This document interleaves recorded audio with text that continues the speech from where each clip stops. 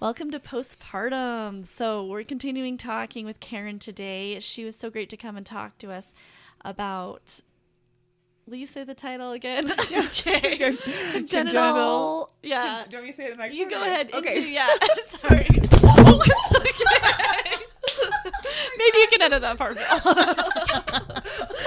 Sorry. No way, man. This is gold. As long as no one's ears are bleeding, we're okay. I've done that so much. Oh my gosh, I don't know what just happened. I'm glad the So lid was on the Karen's water going to bottle. say the name. Congenital diaphragmatic hernia. Right.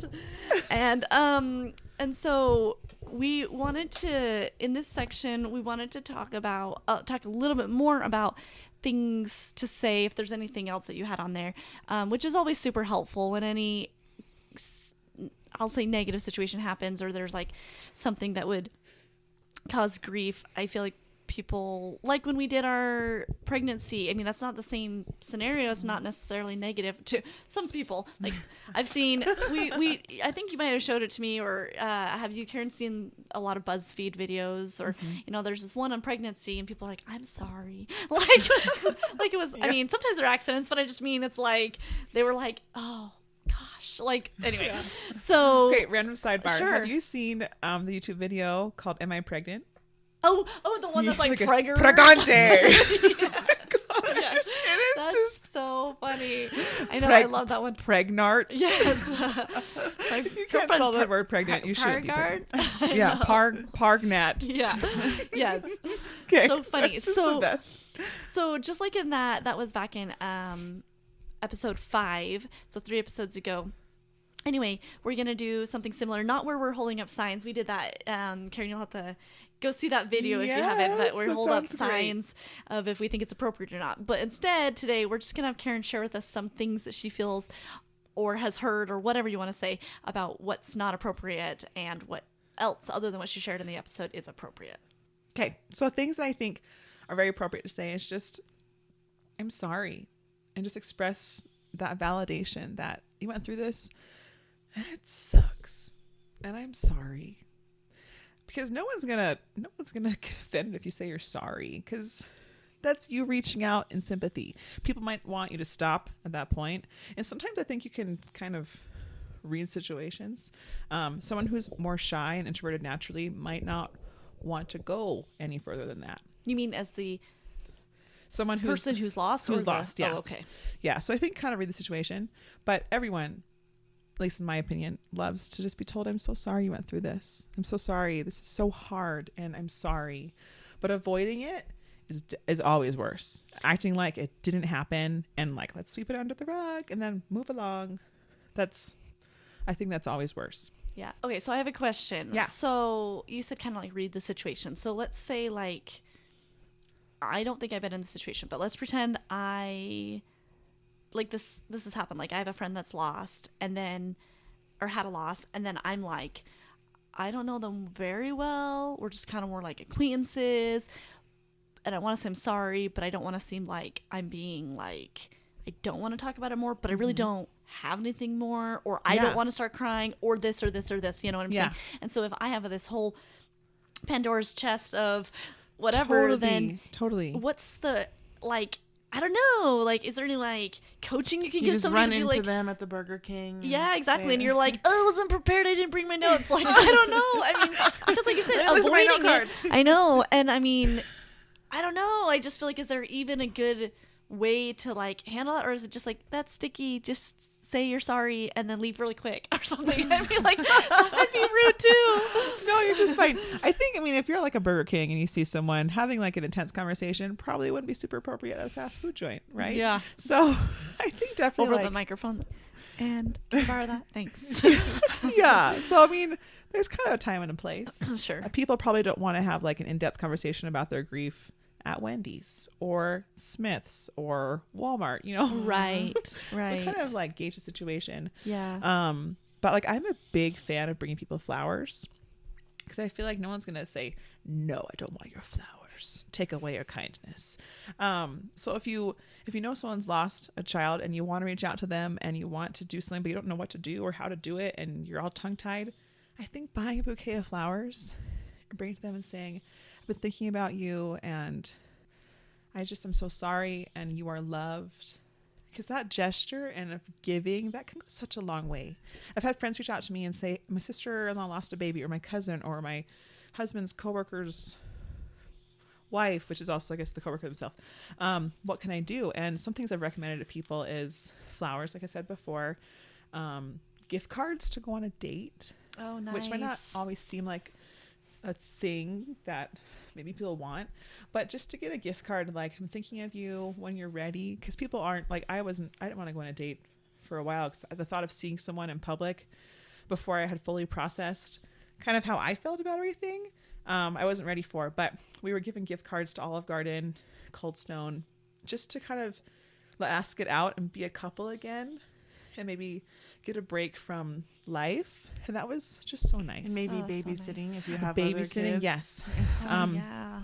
Offering to babysit for someone so they can go on a date or go to the spa. I went to the spa for the first time 2 months after Carver passed away, and it was wonderful. It was so nice. I got a massage and a mani-pedi, and I'm not that kind of girl normally who's like, this is my spa day, but it was just, and if that's you, it's okay. Like, that's totally fine. No judgment. We all have our things, but that, I never had done it before, and it was so wonderful, and I felt so pampered.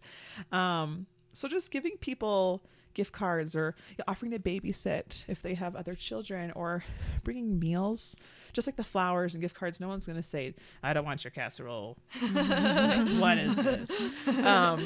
It's just the gestures of kindness and love can go a long way, even for someone who's introverted and might not want to talk about it, but for them to know that you're thinking about them and you care about them and you're there if they need you.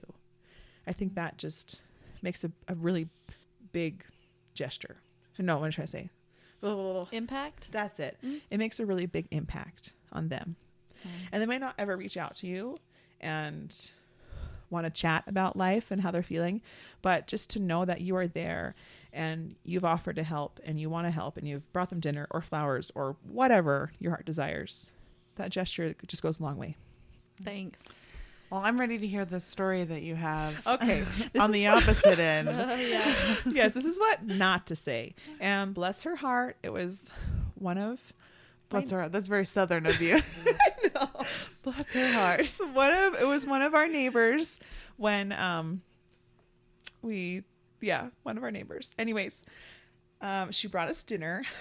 It would probably been, I don't know, 2.5 weeks after Carver had passed away. So still very, very fresh, right? And she said to me, "Oh, I know how you feel." My first thought was, really? You do? For real? Let's hear it. Because she hadn't had any children. And I was like, how is this going to go? And I just think, like, side note, I think saying to someone, no matter what the situation is, saying, I know how you feel, almost takes away from how they're feeling. Because it almost puts it, like, back on the person who's saying that, you know? Right. Because right now, like, not that the person who's going through the grief or the trial, like, now that it needs to be all about them, but it kind of is all about them right now. Yeah. Especially when they're working through this, like, really huge life thing, to say, I know how you feel because I did that. You're Yeah. like, So even, like, when I've met people and I have friends that have lost a child, I don't ever say, I know how you feel. Because this is how they feel. Yeah. And this is how I feel. And no one feels the same. So Like you anyways, said, everyone grieves differently. So exactly. I'd say impossible. Yeah. For that, yeah. Unless you have the same brain, which no one does, then you can't know precisely how they feel. So anyways, this girl, bless her, she brought us dinner, which was so nice. And she said, I know how you feel. My grandma, she just passed away 2 weeks ago. And losing a grandparent is hard. And I am not taking away from that by any means. And I hope it doesn't come across like that, especially because she was really close to her grandma, and her grandma was a huge part of her life growing up. But when she said that to me, my first thought was, did you carry your grandma in your womb for 9 months? Did you give birth to your grandma and then hold her in your arms as she passed away? It's just some funny imagery. I know. Which maybe this is humorous at all. Maybe this is totally, like, dark humor. But I was like, are you kidding me? Because yes, losing your grandma, that is hard. And especially if she's a big part of your life, that's a hard thing to go through. But you didn't give birth to your grandma. I'm sorry. Right. You just didn't. Because first of all, it's your grandma, so it's not impossible. And they've lived a full life. I mean, I hate Exactly. to diminish it at all, but like there is a difference between Right. a baby that has such potential or whatever, and Yeah. dreams I'm sure that you had, And a full life ahead of them. Yes, Yeah. absolutely. Versus someone who was in their early 90s. Right. Who had already lived a full life and had Right. posterity Right. and children and grandchildren and Right. great-grandchildren and the whole family tree Right. with her at the top, you know? Uh-huh. So, yeah, I don't want to diminish from her loss because that is a loss. Yeah. And that's hard. And I could tell it was hard for her.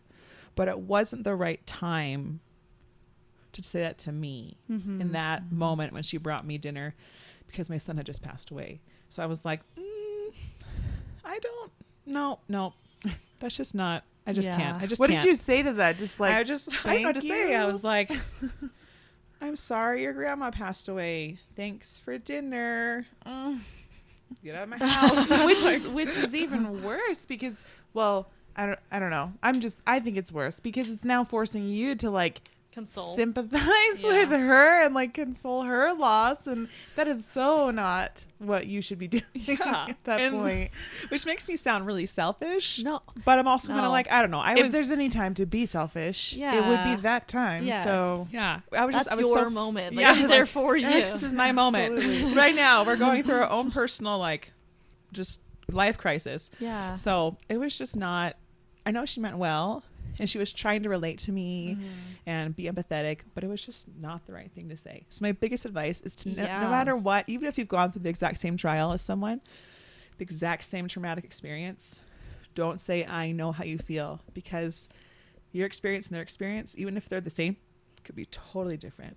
Different perspectives, and different maybe everything. this a question for you. So if another mom who had gone through this like exact same thing with CDH just kind Yeah. of came to you and said, I lost a child to CDH, would that be still a no, or is that enough of like a window to be like, if you want to talk to me, I'm here, kind of like, but you don't have to? Because I feel like you know it's not putting that on you at all. It's just kind of like bringing awareness, I guess, that they are in the same boat. Maybe, I don't know, how would that come Yeah. across to you? That's a good question. Because I still don't think I'd say I know how you feel.